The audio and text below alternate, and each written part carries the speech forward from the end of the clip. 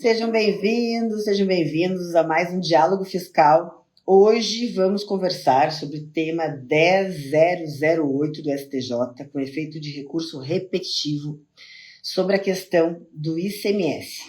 Inclui ou não inclui na base de cálculo do imposto de renda da pessoa jurídica, da contribuição social sobre o lucro líquido, nas empresas que têm como regime de tributação do lucro presumido.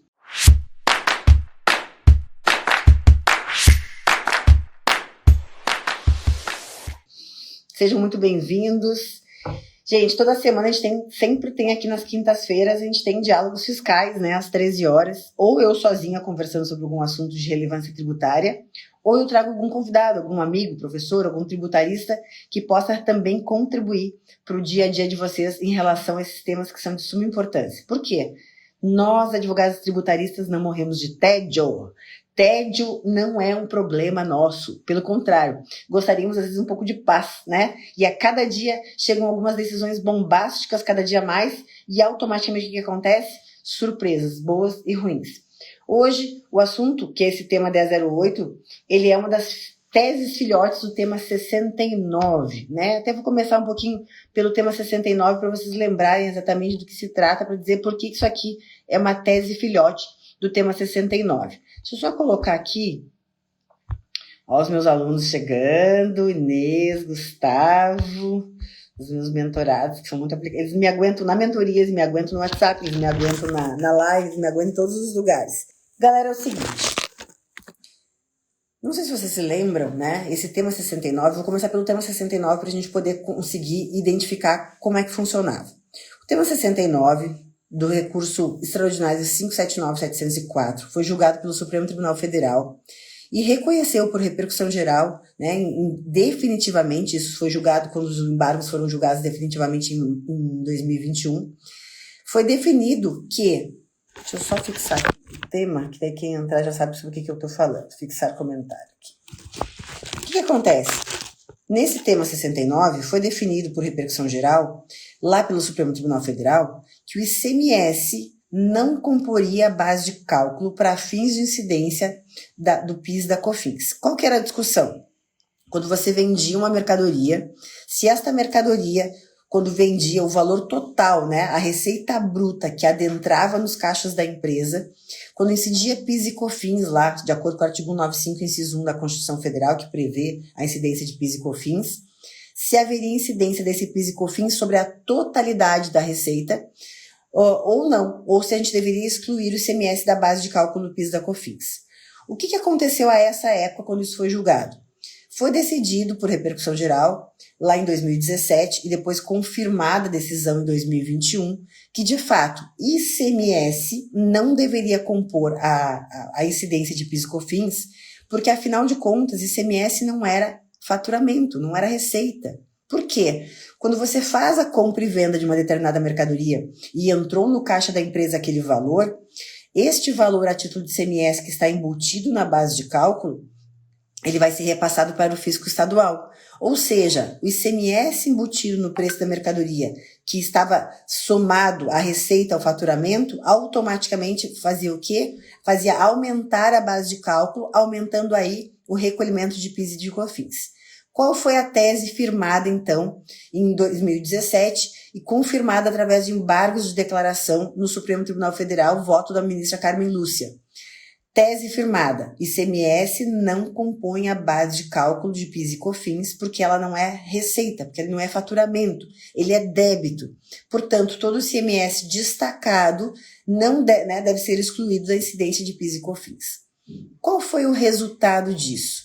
O resultado foi que muitas teses filhotes foram criadas, ou seja, se expandiu essa ideia de que tudo que compusesse a base de cálculo para fins de incidência dos demais tributos, que fosse o próprio tributo, não seria receita, não seria faturamento, então deveriam também estar excluídos dessa mesma base de cálculo. Ou seja, abriu-se um leque aí de discussão para que tudo que fosse incidir sobre receita, sobre faturamento, sobre tributos incidentes sobre receita e faturamento, automaticamente não compusessem também na base o ICMS.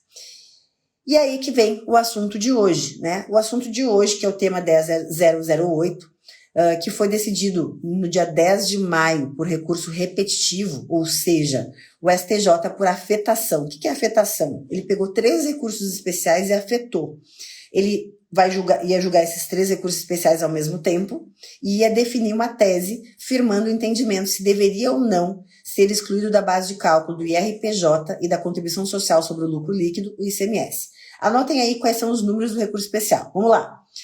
1767-631 de Santa Catarina, 1772-634 da origem do Rio Grande do Sul, 1772-470 do Rio Grande do Sul também.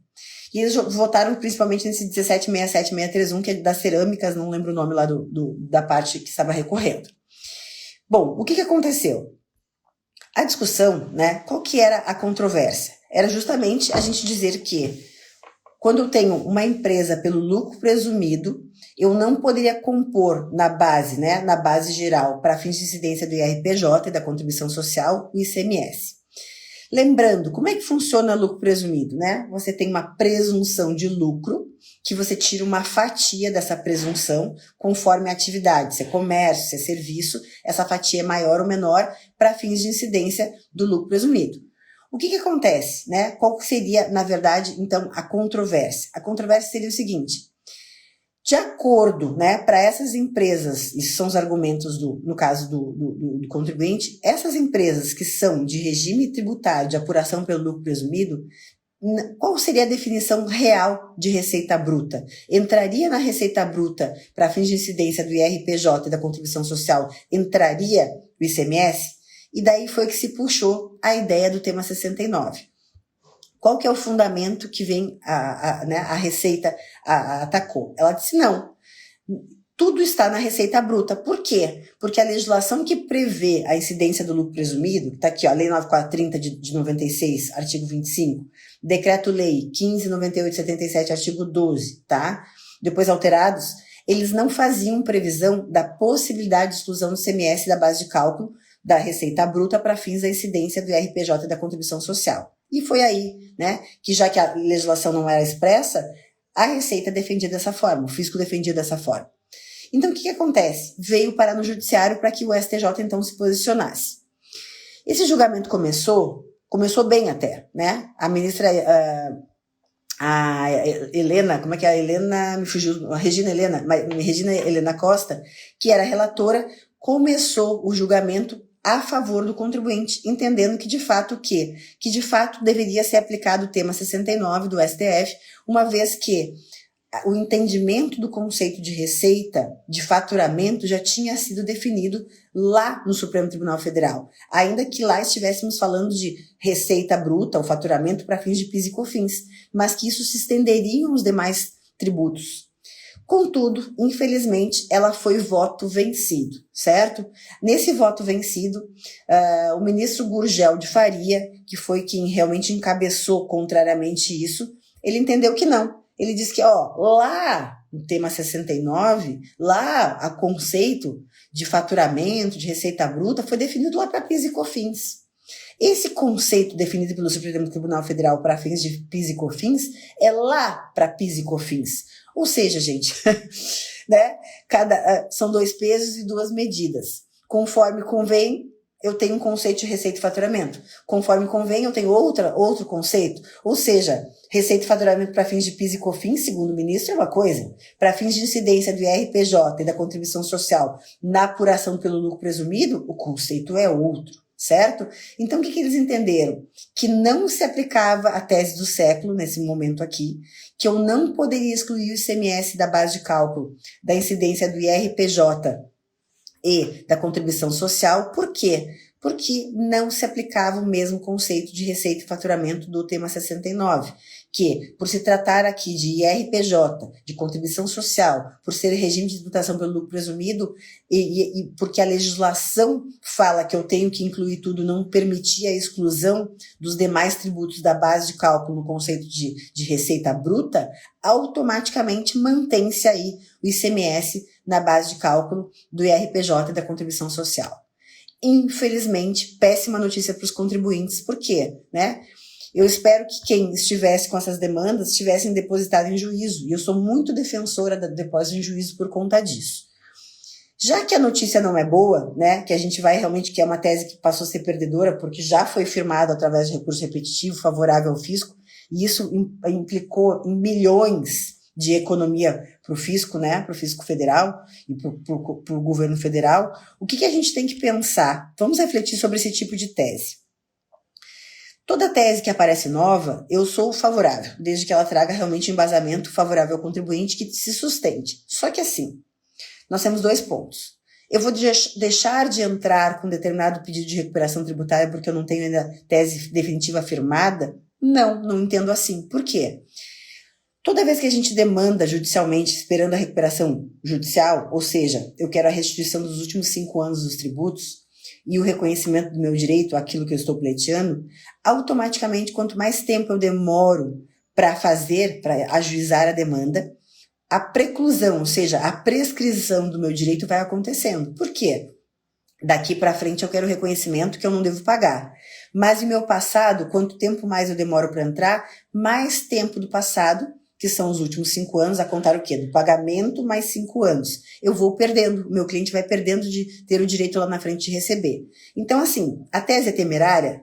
Sim. Então, eu vou pensar o seguinte, eu vou propor ao meu cliente, digo que não tenho decisão definitiva ainda, não está firmada. E ele vai me dizer qual vai ser a objeção. Então, por que eu vou correr o risco de entrar com uma ação que eu ainda não tenho posicionamento firmado? E a gente vai dizer isso. Olha, primeiro, se a gente não entra com a ação, lá na frente, quem ganhar o benefício, você ficou aqui parado, aguardando todo mundo consolidar o entendimento, e o tempo passou, e todos esses seus últimos 5 anos que você pagou indevidamente, você não vai mais conseguir recuperar. E ao contrário, você vai continuar pagando isso. Então, esse é o primeiro ponto. Segundo, olha quem entrou aqui, professor Ramiro Lousada, grande professor. Beijo, meu amigo. Depois aqui também a Graciele Mocelin, gente. A Gra é minha amiga, minha sócia, minha parceira. A pessoa estava entrando aqui, eu não consegui cumprimentar. Segundo ponto.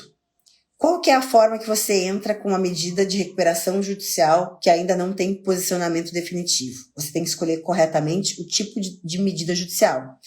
Eu sempre aconselho aos meus alunos, aos meus mentorados, a quem me segue aqui, que você opte nesses casos por um mandado de segurança. Por que mandado de segurança?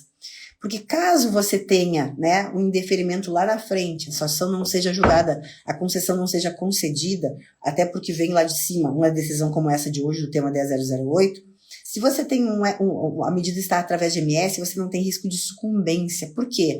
Mesmo quem perde um mandado de segurança não paga a sucumbência para a outra parte. Então, isso é uma forma de você conseguir demandar através de uma ação que ainda é temerária, que você não tem posicionamento fixo, mas que você consegue não ter risco de sucumbência para o seu cliente. Então, esse é um grande ponto a ser levado em consideração. Segundo ponto. Quando você impetra o mandado de segurança, existe a opção de você fazer depósito em juízo do valor que você está discutindo. Exemplo, aqui nesse caso.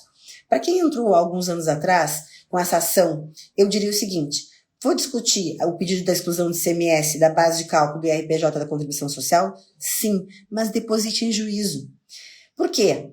De qualquer forma, o cliente já está pagando isso, já está gerando uma guia e fazendo recolhimento. Se você faz o depósito em juízo, durante todo o decorrer do processo, primeiro, o valor é corrigido. Como é tributo federal, você vai fazer um depósito vinculado ao processo na Caixa Econômica Federal. Você vai lá na Caixa, com o número do processo e pede para abrir uma conta. E mês a mês, já que o tributo é mês a mês, você vai depositar e ele vai sendo corrigido. O que isso gera? Primeiro, depósito judicial suspende a exigibilidade do crédito tributário. O fisco não pode cobrar quando você tem depósito judicial, porque está suspensa a exigibilidade, é uma das causas de suspensão da exigibilidade do crédito lá do artigo 151 do CTN. Você tem o valor depositado corrigido, você mantém a regularidade fiscal da empresa, ou seja, como ele não pode ser cobrado, não pode ser inscrito em dívida ativa, não pode ajuizar a execução fiscal, você garante a certidão positiva com efeito de negativa, ou seja, vida que segue.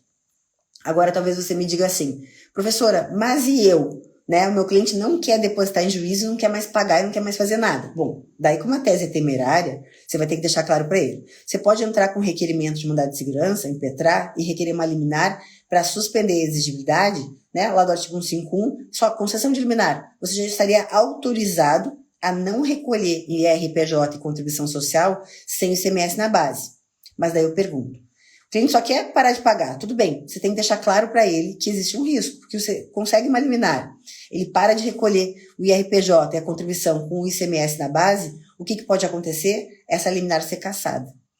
E daí o que vai acontecer? Ele tem que recolher retroativamente todos os valores para não ser multado, certo? E outra, já que a tese é temerária, e se você não depositou nada em juízo, e ao final do processo você perde, como aconteceu com esse tema aqui, posicionamento agora. Imagina quantas pessoas estavam nessa situação, aguardando o julgamento do repetitivo do tema 10.008, e agora tomaram na cabeça porque não tem depósito em juízo. Qual vai ser a consequência? Quando transitar em julgado, essas demandas que estão em ação, em andamento, né, que já estavam, e as que estavam ganhando e não transitarem em julgado, com certeza vão ser reformadas por conta do tema 10.008 que foi decidido. Então elas vão perder. O que vai acontecer com esse contribuinte que não depositou em juízo durante todo esse período? Transitou em julgado, ele tem 30 dias para fazer o recolhimento total de todo o valor que ele não recolheu nesse período do processo e não depositou em juízo no prazo de 30 dias.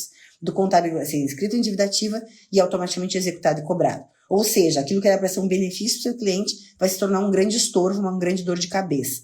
Então, nós, advogados tributaristas, quando a gente demanda com recuperação tributária judicial, a gente tem que estar muito ciente dos riscos, deixar claro para o cliente os benefícios dos riscos e optar pelas ações que não tragam risco para o meu cliente, que tragam o quê? Soluções que eu possa minimizar caso eu vá tomar uma improcedência lá na frente. Por isso que eu gosto muito da questão do depósito. Se o cliente não quiser depositar, deixa ele alertado de todos os riscos e ele pode também fazer o quê? Ele pode muito bem pegar esse valor que ele depositaria em juízo, fazer uma aplicação financeira, deixa lá, porque com certeza rende mais, né? Concedeu a liminar, beleza, não preciso mais botar na base de cálculo ICMS.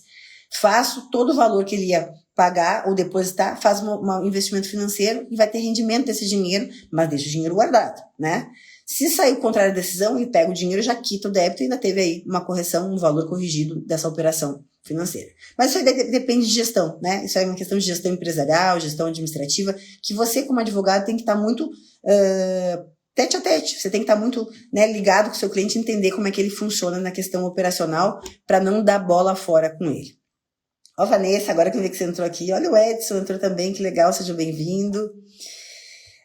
Gente, então assim, o tema de hoje, infelizmente, realmente foi contrário ao contribuinte, mas era importante eu trazer para destacar, para que quem, né, pensar em entrar hoje com essa ação de exclusão de ICMS da base de cálculo do IRPJ e da contribuição social para as empresas do lucro presumido, não vale mais entrar, tá? O tema já foi definido, quem não entrou não entre, porque vai tomar pau, não vai ter benefício, ou seja, mais uma das teses filhotes que, infelizmente, o contribuinte apanhou.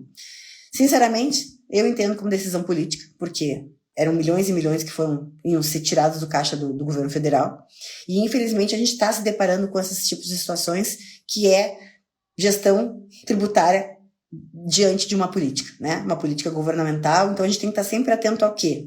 Política fiscal. Porque, independente de partido, a gente tem que saber como é que o partido pensa para saber se vai ter arroxo para cima do contribuinte ou não. E nós estamos aí diante de o quê? De um governo que está realmente arroxando, né, o contribuinte cada vez mais, ajustando o que ele quer arrecadar. E eles vão arrecadar, tá? Então a gente tem que estar preparado para ter essa gestão aí e entender como é que funciona essa política fiscal do governo para poder, inclusive, saber orientar os nossos clientes, tá bom?